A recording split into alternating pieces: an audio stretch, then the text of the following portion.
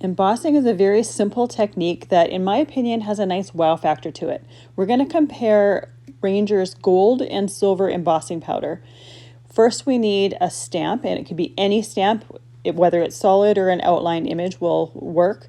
And you need an embossing ink. I'm using Versamark here. There's many different embossing inks to choose, but you just need an ink that's nice and sticky and is going to make that embossing powder stick to it while you heat it with an embossing tool.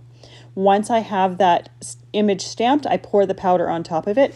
Make sure to do this on top of a scrap piece of paper so that any excess can get put back into the jar. There's very little waste when it comes to embossing powder as long as you're using it on scrap paper. And then you need an embossing tool to melt that powder in place.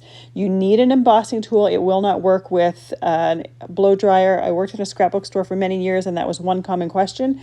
You need something that's going to heat and emit heat while it is on there and not blow air. Once it's embossed, it's going to melt that powder right where it is, and you get a beautiful metallic outline image. Now we have the gold one done. I'll show it in full detail in just a moment with the silver.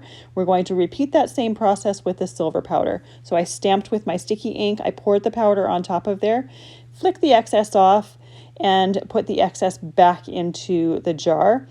I have a little bit that's sticking where I don't want it to, so you can take a nice soft brush and brush that off and just get a nice clean image. You want to make sure to do that before embossing, because once the powder has been melted onto the paper, you won't be able to get it off. And then take your embossing tool and emboss that image.